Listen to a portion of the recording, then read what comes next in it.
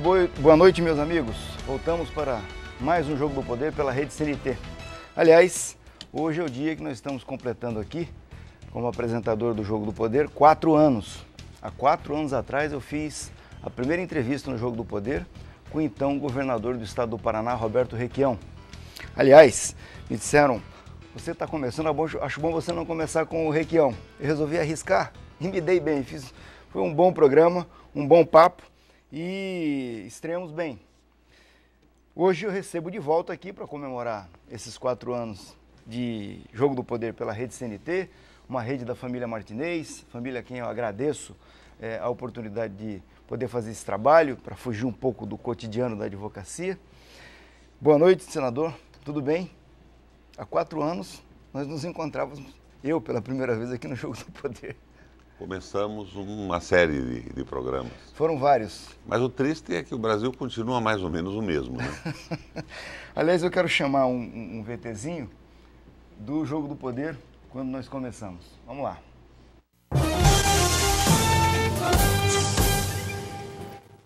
Voltamos aos estúdios da CNT com o programa Jogo do Poder. Hoje, tendo a honra de receber o governador Roberto Requião.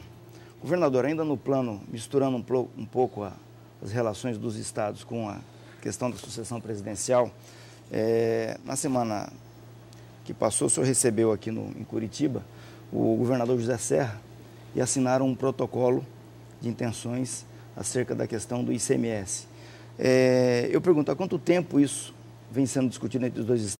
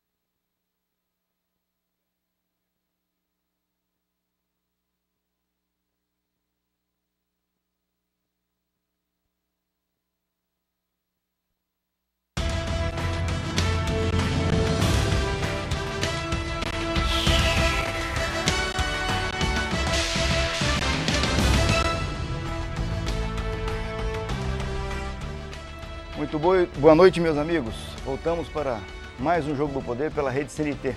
Aliás, hoje é o dia que nós estamos completando aqui, como apresentador do Jogo do Poder, 4 anos. Há 4 anos atrás eu fiz a primeira entrevista no Jogo do Poder com o então governador do estado do Paraná, Roberto Requião. Aliás, me disseram, você está começando, acho bom você não começar com o Requião. Eu resolvi arriscar e me dei bem. Foi um bom programa, um bom papo e estreamos bem. Hoje eu recebo de volta aqui para comemorar esses 4 anos de Jogo do Poder pela Rede CNT, uma rede da família Martinez, família a quem eu agradeço a oportunidade de poder fazer esse trabalho para fugir um pouco do cotidiano da advocacia. Boa noite, senador, tudo bem? Há 4 anos nós nos encontrávamos, eu pela primeira vez aqui no Jogo do Poder. Começamos uma série de programas. Foram vários. Mas o triste é que o Brasil continua mais ou menos o mesmo, né? Aliás, eu quero chamar um VTzinho do Jogo do Poder quando nós começamos. Vamos lá.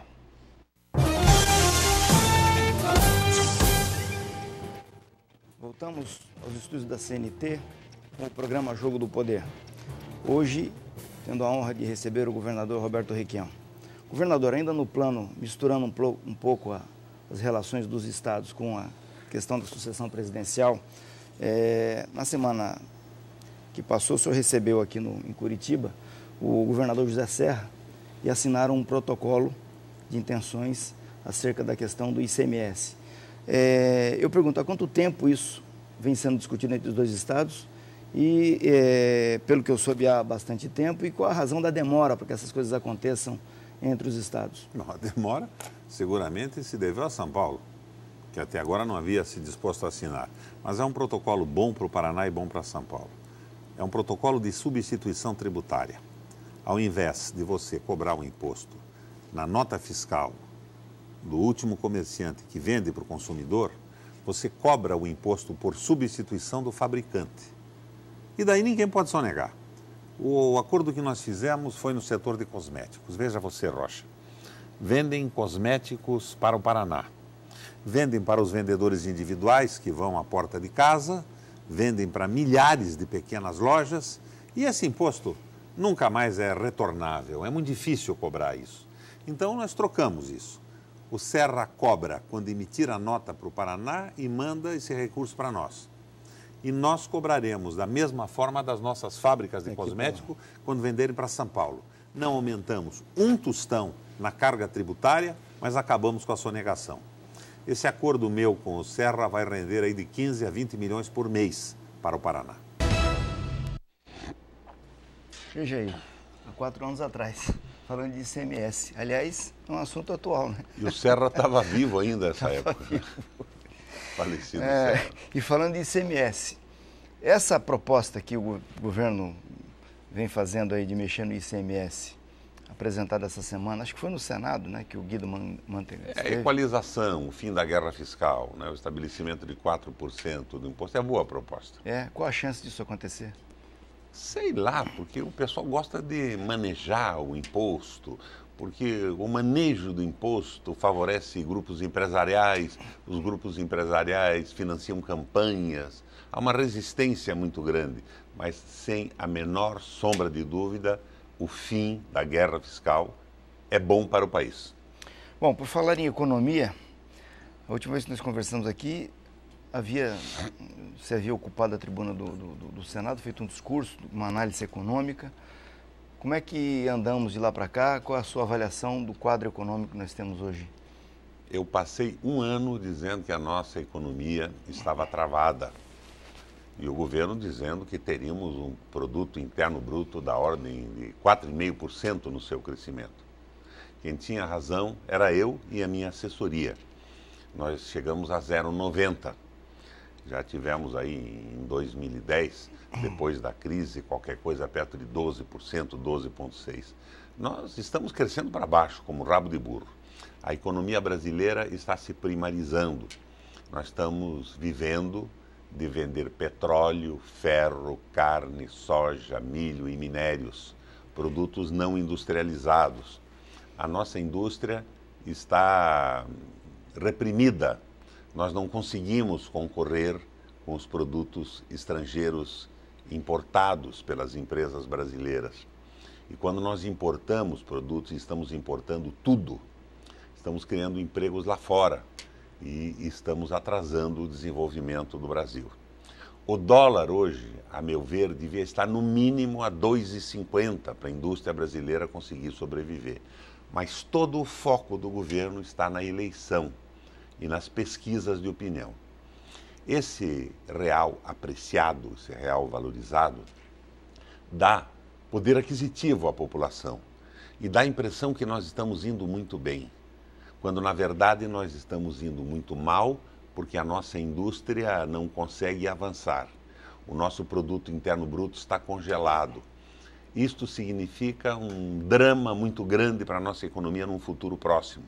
As pessoas acham que bacana, com o real apreciado, valorizado, viajamos para o exterior, compramos computadores, televisores, eletrodomésticos a bom preço, mas a nossa indústria está contida, parada, está regredindo. Isso significa menos emprego industrial.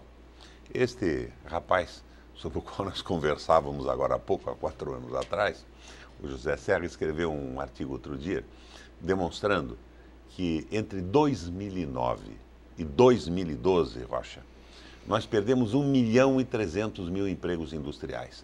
O emprego industrial é o emprego bem pago, que dá capacidade real de consumo. É o emprego que viabiliza a produção de mercadorias, a ocupação do espaço do crescimento industrial interno. Por outro lado, nós estamos num regime de pleno emprego. O Brasil tem o povo empregado e quem não tinha emprego algum está contente. Então, no curto prazo, a coisa parece que vai bem.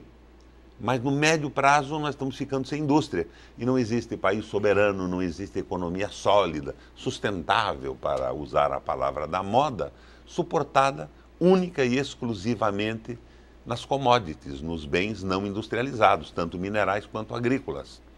A coisa não vai bem. Agora, é evidente que esses 44 milhões de brasileiros, dizem que é menos, que é 40, é 44 mesmo, que não tinham nada e que passaram a receber 1 a 2 salários mínimos, estão contentes, porque quem não tinha nada e tem alguma coisa está contente.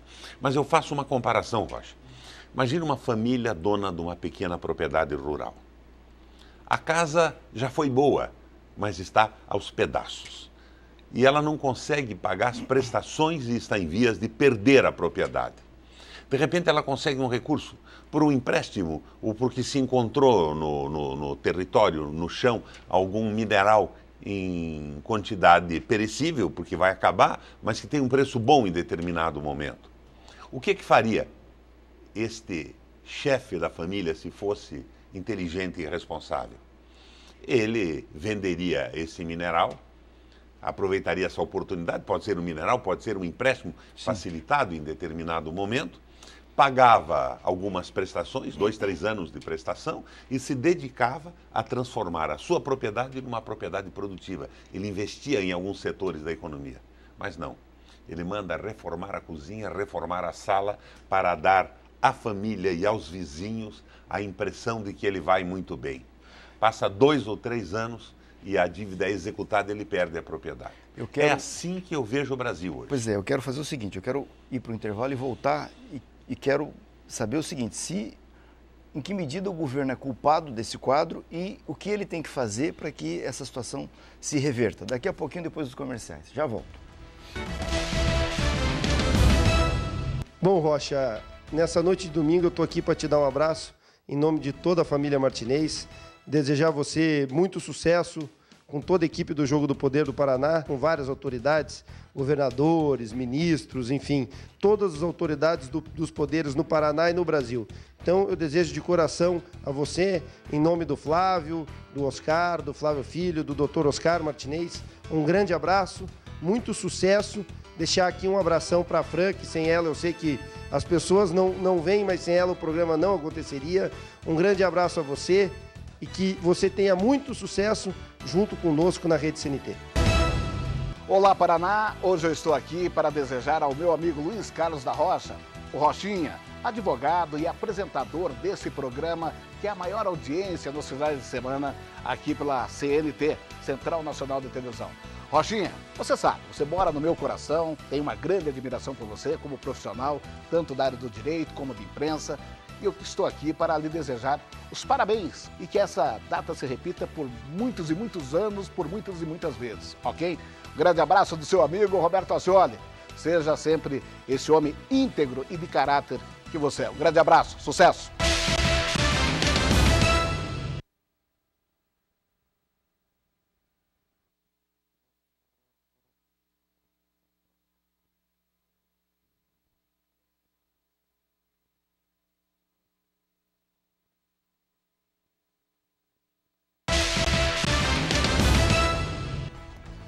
Voltamos aos estúdios da Rede CNT, completando hoje 4 anos de aniversário de apresentação aqui no Jogo do Poder, recebendo o senador Roberto Requião. Pois é, nós falamos aqui, você fez uma análise aí, uma avaliação da conjuntura econômica brasileira. E, de fato, a indústria tem reclamado, está acusando o golpe desse real, bem avaliado, real supervalorizado segundo alguns. Em que medida isso pode ser imputado como responsabilidade do governo e o que o governo tem que fazer para que esse quadro possa se reverter num curto espaço de tempo? Bom, eu, em primeiro lugar, quero dizer que eu gostei dos elogios aí. Mas tinha que ser assim, né? O filho do expedito não podia cair longe do pé. Não é? Falaram em integridade, seriedade. Não se podia esperar outra coisa do filho, um dos maiores guerreiros da política do nosso Paraná e do país. Obrigado. Bom, eu sou da base do governo. Eu critico quando acho que está errado, mas eu vejo o lado positivo. Vocês vejam, por exemplo, a Espanha hoje, nessa crise da globalização, do domínio do capital financeiro sobre as economias. 25% de desemprego, 50% dos jovens desempregados. a indústria desaparecida. As dificuldades são brutais em Portugal, a Grécia está quebrando, a ilha do Chipre agora, que era um paraíso fiscal do dinheiro russo, se arrebentou. E aqui no Brasil nós vemos o lado positivo do governo. Tem erros que eu vejo e são terríveis e a Dilma não corrige. Ela está mal assessorada, é Paulo Bernardo Figueiredo, é um grupo de incompetentes que cerca o governo. Mas o lado positivo é que enquanto lá na Europa a Goldman Sachs e o capital financeiro está tentando resolver a crise em favor próprio, em favor dos bancos, aqui o governo federal mantém a Bolsa Família, aumenta o salário, se preocupa, dizem que se preocupa eleitoralmente com a população, mas não joga nos ombros da população, dos trabalhadores, o peso da crise. Isso não é mal, isso é bom. Mas, por outro lado, eu vejo que nessas vésperas da eleição tentam resolver o problema da crise sem olhar para o futuro. Eu vi a Gleisi agora, minha parceira, minha dobrada para o Senado Federal, se transformando numa espécie de musa, a sereia que tenta vender no mundo a privatização dos portos brasileiros. Rocha, eu e o seu pai estávamos lá em Paranaguá 40 anos atrás, brigando pelo porto público, defendendo o direito de trabalhadores, porque porto é porta de entrada e de saída de um país. O país que não tiver o seu porto na mão, não tem a sua economia na mão, fica subordinado a interesse de grupos econômicos. Mas o governo está dizendo que ele não quer privatizar os portos. É mentira, ele quer criar é privatização privados. mesma, privatização inteira. Os Estados Unidos não tem nenhum porto privado. É o país do capitalismo, da liberdade de empresa. São autoridades portuárias, não tem sequer um. E está aí a Gleisi falando sobre o que não entende, tentando vender. Nunca conheceu de perto uma marina, de certo nem andou de barco no litoral do Paraná. Eles dizem, não, nós vamos estabelecer a competição. Mas não é um projeto da Gleisi, esse é um projeto do governo da Casa federal. Civil, e ela está vendendo, Manteiga está vendendo. Eles estão falando do que não entendem com absoluta e completa irresponsabilidade. Isso tem que ser dito. Eu acho que a gente tem que... Na semana passada teve alguém do governo no Senado falando dos portos. Não, todo dia tem lá um grupo de tapeadores tentando convencer que é o caminho certo. Você veja bem, a Dilma fala, nós queremos estabelecer a concorrência nos portos. Vamos licitar todos os portos. Não vai haver concorrência. Quem é que pode baixar o preço das atividades portuárias? Quem pode fazer isso é diz a Dilma, os importadores e exportadores vão escolher os portos. Eles escolherão a operação portuária mais barata. Nos 100 maiores portos do mundo, operam 2, no máximo 3 armadores. Os armadores são os donos do frete. São os armadores que escolhem o porto onde encostam os seus navios em cada país ou em cada região. Eles vão se associar com empreiteiros ou com tradings e vão estabelecer nas concorrências o preço mais barato. Porque eles podem cobrar quase nada pela operação portuária, porque eles vão compensar no frete. Então, a Dilma está fazendo uma bobagem monumental e essa canalice, me perdoa a franqueza, é canalice dizer que não é privatização. É privatização de aeroporto, é privatização de porto, é privatização de ferrovia e é privatização de estrada. Vamos admitir que em determinadas circunstâncias nós pudéssemos até admitir que nesse momento devemos experimentar a privatização nesse setor. Porque fomos nós, os homens, que inventamos a empresa pública e a empresa privada. Sim. E elas devem satisfazer as necessidades de trabalho, de produção das nossas sociedades e ser utilizadas em cada momento. Mas estão mentindo, estão privatizando sim. E isto, no momento, é muito ruim para o Brasil, porque nós vamos perder o controle dos nossos portos, da porta de entrada e de saída do país. E daí, a economia vai funcionar conforme os interesses desses armadores e não da nossa economia. Uma iniciativa regional ou estadual não vai ter nenhuma possibilidade de sobreviver com o porto na mão de negocistas que se interessam apenas pelos seus próprios negócios. Uma das reclamações da indústria é justamente a dificuldade na área de infraestrutura, especialmente os portos. Segundo alguns industriais, isso poderia ajudar na vida deles. A impressão que eu tenho é que o governo não tem programa e não tem meta, nem lá em Brasília e nem aqui no Paraná. É uma bagunça. E esse pessoal que fica falando na infraestrutura também não sabe o que está dizendo. A Espanha investiu brutalmente em infraestrutura, mas o capital financeiro tomou conta da economia. Com estradas maravilhosas, com portos maravilhosos, a Espanha quebrou, os jovens na ordem de 50% não têm emprego e a população em geral na ordem de 25% está desempregada.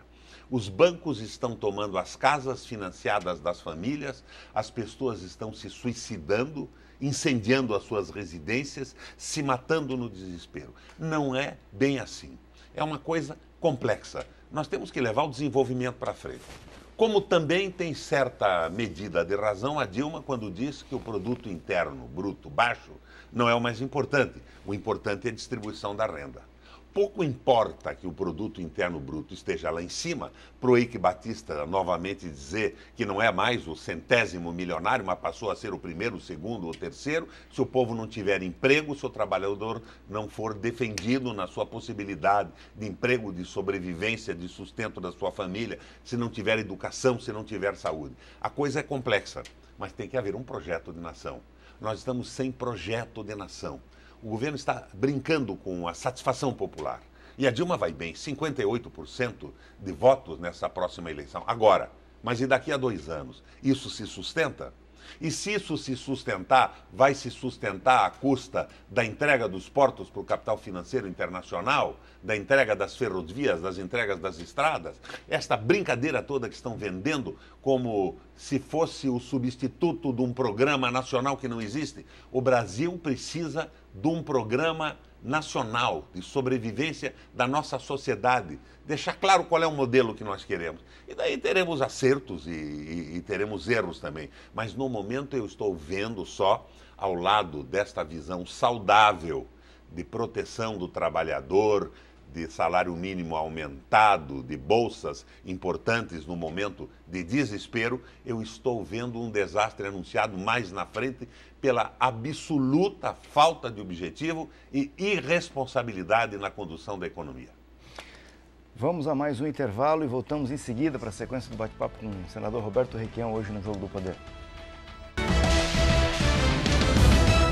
Parabéns aos amigos do Jogo do Poder, trazendo ao Paraná mais informação e passando através do brilhantismo do Dr. Rocha e de sua competente produtora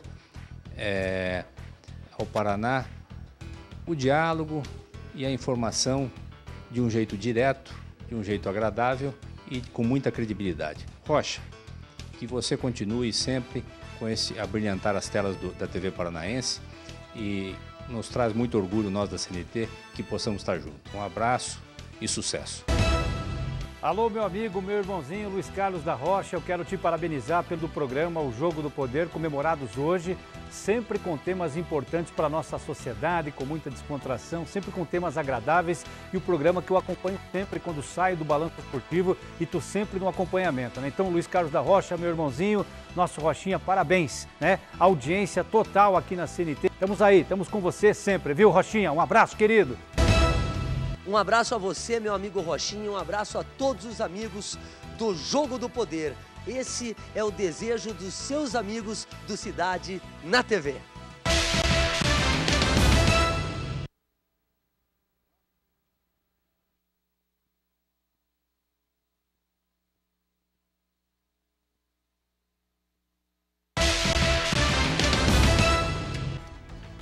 Voltamos aos estudos da Rede CNT para a sequência do bate-papo com o senador Roberto Requião. Bom, falamos de Brasil, eu queria saber o seguinte, vamos fazer aí, já fizeram 2 anos de governo, Beto Richa, e estamos indo para o 3º ano. Assim como nós fizemos uma avaliação aqui do governo federal, eu queria saber qual é a sua avaliação desses 2 anos do governo Beto Richa e para onde caminhamos no Paraná, segundo o seu entendimento. Não faça isso comigo. Eu gosto do Bebeto, mas avaliar o quê? Nós estamos sem um projeto de governo, sem um projeto de metas. Para mim, quem está governando é o Castaniguchi. Querem renovar o pacto de acionistas na Sanepar. Subiram a distribuição de lucros da Sanepar de 25% para 50%. Isso significa menos investimento, mais tarifa. Menos serviço prestado, mais lucro para os empresários privados. Fazendo uma usina hidrelétrica lá em Mato Grosso que vai dar prejuízo para a Copel. Muito boa para o meu amigo João Malucelli, que é o construtor. Aliás, ele não tem nada com isso. Ofereceram a possibilidade de uma concorrência, de uma licitação, ele ganhou. Prejuízo para a Copel, tarifa mais alta no Paraná. Agora essa história de tudo aqui, inventaram a privatização dos serviços públicos. É uma espécie de CI da Prefeitura Municipal. Por 25 anos, mais 25 anos. Então são negócios, é um grupo de pessoas procurando fazer negócios com o Estado. E o Beto tá bonitão, né? Eu acho que ele se bronzeia numa dessas lâmpadas artificiais, nunca tem um fio de cabelo fora do lugar, uma gravata correta, combinando com o sapato, com a meia e com a camisa muito bem vestido, mas eu não vejo o governo se realizar. Eu fiz 44 hospitais, estão parados.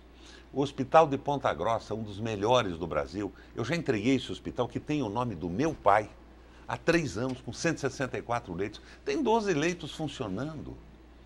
E disseram, não, o Hospital do Requião tinha defeito, afundou o chão. Tinha um espaço reservado para os equipamentos de extraordinário peso, de esterilização, de instrumentos, de lavagem de roupa, com aquela quantidade brutal de água. Chegou um panaca lá e resolveram, aqui vai ser o meu escritório. Bota o equipamento pesado na sala do lado, afundou o chão. Defeito do hospital, e a mídia toda repetindo. Bom, vamos admitir que tivesse sido um erro, não meu, mas dos construtores, dos engenheiros. Você resolve isso numa semana. Faz 3 anos que o hospital está parado. Então, eu não vejo nada, só tentativas de privatizar, de terceirizar, os escândalos do Porto de Paranaguá, aquilo transformado num cabidão de empregos de pessoas que não trabalhavam. Eu torço a favor do Paraná. Eu estou lá em Brasília para ajudar o Beto, não é para atrapalhar. Mas eu não vejo nada. Pois é, aí 2 questões. Uma delas é o argumento que o governador tem utilizado muito, que é de que o Paraná se abriu, ficou mais receptivo para a industrialização e tem anunciado se abriu para a vinda de indústrias aí para o Paraná. Deixa de brincadeira, Rochinha. Nós fizemos o Paraná crescer durante o nosso governo muito acima da média brasileira. A coisa andou. Não acontece nada. É terceirização, o pedágio mais caro do país. O Beto está completamente errado. A impressão que eu tenho é que ele gosta muito de ser o governador, mas não governa. Como é que ele arranja tempo para correr de Ferrari em Londrina, andar de motocicleta? Eu não tinha tempo para nada. Eu não tinha tempo para lazer. Agora, de repente, o que eu vejo? Criaram mais 1.140 cargos no judiciário, comissionados, sem concurso. Beto assina em cima, a bancada do Beto, inclusive a bancada do PMDB, aderida agora, apoia. Daí o Ministério Público queria mais 340, o Beto assina embaixo. O Beto queria mais 451, ganha a convenção do PMDB, distribui cargos entre os deputados. Esta é a obra do governo do Estado. Outro dia pediu 350 milhões de dólares emprestados. Mas eu ia perguntar Eu estava lá no plenário do Senado, e eu nem sabia que aquilo ia entrar em pauta, a gente não dá muita bola para isso. Daí o Álvaro Dias me disse, eu tenho que segurar isso aí, você veja e tal. O Delcídio, que era o relator do processo, estava na tribuna, eu disse, senador, para minha informação, me diga qual é o destino desses recursos. Ele pega aquela papelada toda, folheia, para uns 2, 3 minutos, televisão em cima dele, ele parado e diz, boa pergunta, senador, eu não sei. Daí o Sarney disse, se o relator não sabe para que é esse dinheiro, vamos tirar de pauta. O Requião quer impedir que o Paraná tome dinheiro. Eu fui ver o que era. Era um empréstimo que eu tinha pedido ao BIRD para investimento estruturante na agricultura pequena e média, para modernizar a agricultura. Eles transformaram aquilo tudo. Transformaram numa distribuição de dinheiro de gestão. Sabe qual é a diferença entre estruturação e gestão? Gestão é um dinheiro que você gasta um pouquinho em segurança, um pouquinho em saúde, vai embora, depois tem que pagar. E o que é pior de tudo, tinham 7 objeções da Secretaria da Receita Federal. Portanto, eu fui para fazer uma palestra no Congresso da Suécia, do parlamento da Suécia, e fazer um contato com o parlamento da Polônia. Eu deixei o meu voto por escrito. Eu disse que eu era a favor, não ia dizer para o Paraná não emprestar dinheiro, mas que iam explicar as limitações e as dificuldades colocadas pela Secretaria do Tesouro. Me vai o Álvaro Dias e bota um comercial aqui no Paraná, dizendo que ele tinha conseguido liberar o dinheiro com pedido de urgência. Foi ele que pediu para parar. Foi o Álvaro Dias que pediu para retirar. Eu ia votar a favor, eu não tinha nem percebido bem o que era. Você vê, esse pessoal não tem compostura. É uma vergonha isso. Mas agora também, né? Álvaro e Betinho. É a dupla que nós vamos ter que derrotar na próxima eleição. Agora, pelo que ficou deliberado no Senado, o governo do Paraná vai ter que detalhar isso, ou está resolvido? Tem que explicar para a Receita. Está na mão do Stefanes. Daí outro dia eu vi na Gazeta do Povo, e Stefanes diz que os problemas são do governo do Requião. Eu nem dei bola, eu conheço o Stefanes. Ele me telefonou antes de ontem. Disse, Requião, a Gazeta do Povo distorceu completamente a minha informação. Eu disse que no nosso governo, porque ele era meu secretário de planejamento, nós nem nos preocupamos com isso, com esses cadastros e tudo mais, porque tinha aquela pendência do Itaú e nós não pedimos empréstimo. E quando eu tive algum problema de receber dinheiro federal que me aborrecia, eu entrava em juízo e conseguia. Não tive nenhum obstáculo significativo a respeito disso. Então é a Gazeta do Povo, é Betinho, é o Álvaro que vai pedir para mim segurar, depois bota um comercial no estado do Paraná dizendo que ele viabilizou o empréstimo, que não viabilizou nada ainda. Agora, qual é o problema do empréstimo? Vai entrar um dinheirinho, a prefeitada vai ficar contente, ele vai fazer uma obrinha aqui, outra ali, mas não é nada estruturante que leve o Estado para frente e depois nós vamos ter que pagar a dívida. E eu sei o que custa a irresponsabilidade dos empréstimos, porque eu sucedi o Taniguchi e o Lerner e agora o próximo governador vai suceder o Bebeto e o Taniguchi. Bom, falou aí você mencionou a bancada do PMDB. O pessoal da Assembleia Legislativa do PMDB se reuniu, foram para a convenção, se juntaram com outros da bancada federal, com mais gente e com os empreguinhos aprovados pelo... Não, eu ganhei a convenção. Como ganhou a convenção? Não, eu tenho 3 grupos na convenção. O dos deputados, o grupo do Pessutti e o nosso. Nós fizemos 45% dos votos. 55% dividido por 2 é a metade de 45%. Agora, se eu disputasse a presidência naquele diretório, eu seria eleito presidente. Mas como eu não tinha 50% mais um, ia ter que compor.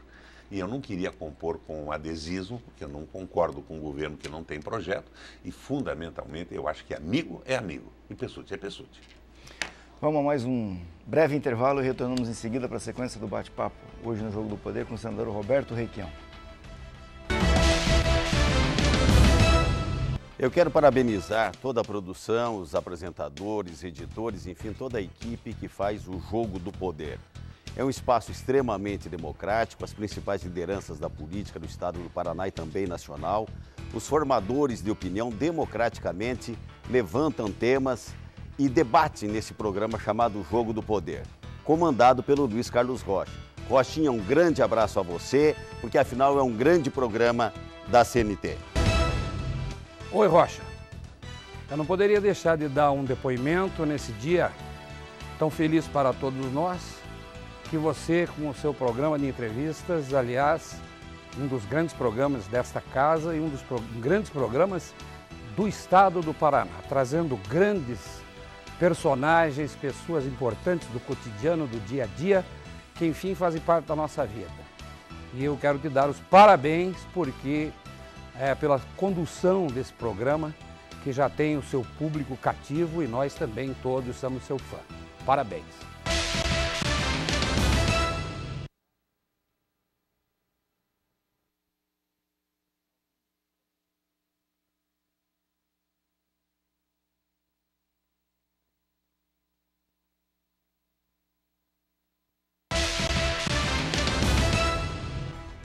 Voltamos aos estudos da Rede CNT para finalizar o bate-papo com o senador Roberto Requião.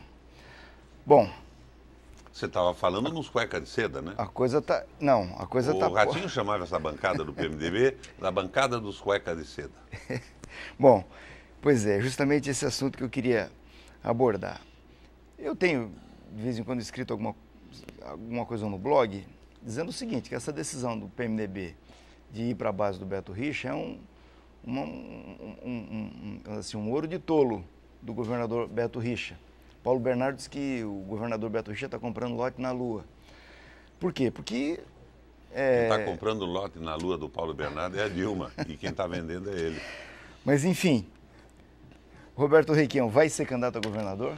Olha, rapaz... Estou falando do ponto de vista da vontade pessoal, da sua disposição, porque não adianta o partido querer que o Requião seja candidato se o Requião não quiser. Tem que ter, né, esse encontro de vontade. Rocha, como teu pai, eu não entrei na política para conseguir nenhuma vantagem pessoal. Eu entrei com aquela impressão, aquela sensação que nós íamos ajudar a mudar o mundo, fazer da sociedade uma coisa melhor. Eu estou no Senado, tenho mais 6 anos de mandato, não tenho necessidade nenhuma de voltar pela 4ª vez ao governo do Estado. Mas eu estou horrorizado com o que fizeram com o velho MDB de guerra com a nossa tradição. Um partido que nós construímos. E lá atrás o seu pai, que foi depois para o nosso Partido Comunista, também foi PMDBista. Sim. Nós construímos um partido de mudança no Brasil, com pequenos e médios empresários, com gente que estava insatisfeita com a injustiça, com trabalhadores. E, de repente, nós começamos a trazer gente de fora e eles se transformam em negocistas. Então eles dizem, não, romper com Richa? Não. Porque assim nós não vamos conseguir o dinheiro para levar uma creche para o nosso município. Eles levam a creche. Mas depois eles votam sem saber bem o que está fazendo, porque eu não posso acreditar que eles saibam bem o que estão fazendo. Eles votam a favor da privatização da Sanepar, da distribuição dobrada dos lucros das empresas públicas, e a população que ganhou uma creche e que acha que o deputado é uma maravilha porque teria ele conseguido o raio da creche, paga 1000 creches com aumento da tarifa de energia elétrica, com aumento da tarifa de água, com o pedágio das estradas. É um erro brutal. E como diria o Ratinho, eles vestiram a cueca de seda. Mas cá entre nós dois, que o distinto público não nos escute nesse momento. Que se me dá o tecido da cueca que essa gente veste.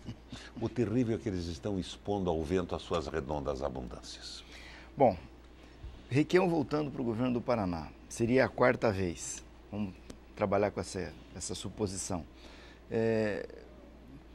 Volta um Requião mais amadurecido, mais conhecedor da realidade. Da economia do mundo. O que o Requião faria, por exemplo, com a situação dos pedágios no Paraná? O que eu fiz? Houve muita briga, muita disputa judicial. Eu não o que faria aumentei. De novo agora? O Beto Richa desistiu das ações, pelo que eu sei. Eu não dei um aumento. Os aumentos que eles conseguiram foi no judiciário. Eu jamais renovaria o contrato. Quando termina, acaba. E não tem mais outro. É um verdadeiro absurdo isso. Pedágio nesse preço é um roubo. Eu fui ontem a Ponta Grossa e Piraí. O primeiro pedágio 6,40, o segundo pedágio 9,20. Tem cabimento isso? Para ir a Ponta Grossa se paga mais do que uma refeição. Isso é um roubo terrível. E o Betinho está aí dizendo que vai prorrogar. Inaugura trecho junto com eles, diz que o Estado que está fazendo. Se o Estado está fazendo é crime. E se o Estado não está fazendo é muito pouco. Porque eles ganharam para fazer centenas de quilômetros de duplicação. Estão duplicando aqui 6, 7. É um verdadeiro absurdo isso. A gente tem que defender o interesse do povo de todas as maneiras. O fundamental é não perder a linha. Não é sempre que a gente pode fazer tudo o que pretende. Tem o judiciário, tem os contratos, tem essa visão neoliberal da sociedade. Mas um governador tem que estar ali, sentado na sua cadeira, defendendo os interesses da população de todas as maneiras possíveis. Eu baixei o imposto de 100 mil itens. Eu dei energia de graça para os mais pobres, criei a tarifa social da água, criei o trator solidário, construí 44 hospitais. Mudei, junto com os professores, a qualidade de ensino do Paraná. Isso tudo foi interrompido.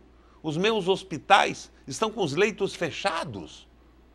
Eu lembro lá em Ponta Grossa, não tinha um promotor exibido que andava com uma melancia na cabeça, um tomate em cada orelha e um colar de cacho de uva, que brigava com a gente todo dia. Como é que ele admite que um hospital de 164 leitos tenha 12 leitos abertos e esteja praticamente fechado, sem equipamento e sem pessoal? O que aconteceu? Por que estão tão contentes com a paralisação do Estado? Eu tenho a impressão que é um governo zumbi. Eles andam por aí, mas não sabem bem o que estão fazendo, são mortos-vivos. E a bancada do PMDB por pequenos favores, prefeitos que recebem um favorzinho, prefeitos que recebem um pequeno favor apoiando o governador, e depois vem a tarifa de água, vem a tarifa de luz, vem o pedágio, vem os contratos de privatização dos serviços públicos, ferrando a população por 20, 30, agora como querem, por 50 anos. É uma falta de visão global das coisas, de entendimento da economia, da política, e cá entre nós de compostura. Então quer dizer que não há possibilidade do PMDB estar com o governador Beto Richa na eleição do ano que vem? Sei lá, se o PMDB existir, não estará. Mas também, você veja, de um lado os cueca de seda, do outro lado o Pessutti. Eu saí do governo, o Pessutti acabou com o governo do Estado, Rocha. Ele aumentou a tarifa de água de luz desnecessariamente, mandou fazer usina em Mato Grosso, o Beto continuou. Você conhece a história da Ferroeste? Talvez seja um bom tema para terminarmos o nosso programa. Eu ia transformar a Ferroeste na Ferrosul, junto com os governadores do estado do Sul, para baixar o custo. Mato Grosso, Santa Catarina e Rio Grande. Isso. Os governos votaram uma lei permitindo que os seus estados entrassem na Ferroeste, que se transformava na Ferrosul. Eu estava no fim do governo e ia mandar o meu projeto para a Assembleia Legislativa. O Pessutti disse, Requião, eu levo. Eu quero ser governador, eu quero aparecer, eu levo. Levou, entregou na mesa, fez um discurso dizendo que aquilo era a redenção da nossa economia mineira e graneleira, que era a maravilha das maravilhas, e a Assembleia votou por unanimidade. Votou a Ferrosul por unanimidade. Volta para a sanção do governador, o Pessutti conversa não sei com quem, com a LL, com o Bernardo Figueiredo, com o Paulo Bernardo, não sei com que tipo de interesse, e ele, que tinha dito que era a redenção do sul do Brasil, veta a lei fora de prazo. Fora de prazo não vale o veto. Mas volta para a Assembleia, o veto do governador. E todos os companheiros que votaram a favor da lei sustentaram o veto do Pessutti, menos, se não me engano, o PT e o Anibeli, o Anibelinho. Então você veja que tipo de interesses econômicos jogam, e nós ficamos sem a Ferrosul. Agora não, nós vamos entrar em juízo aí e derrubar esse veto. Os outros governos votaram as leis, era uma iniciativa maravilhosa. Eu posso concordar com essa gente? É que eu digo para você, companheiro é companheiro. E o Pessutti é o Pessutti. Governador Requião, eu quero agradecer imensamente a sua presença aqui hoje. Foi muito especial, porque afinal de contas completamos e no seu quarto aniversário. Pois é, muito obrigado. Espero poder contar com a sua volta aqui em outras ocasiões. Jogue duro, faça entrevistas firmes e mostre que você é filho do Expedito. Tá bom, grande abraço. E a todos vocês que ficaram comigo até agora aqui na Rede CNT, completando 4 anos de apresentação no Jogo do Poder. Muito obrigado, uma grande semana. Vamos conversando durante a semana pelo blog www.jogodopoderparaná.com.br, pelo Twitter, @jogodopoderpr. Uma grande semana, um grande abraço a todos e até o próximo domingo.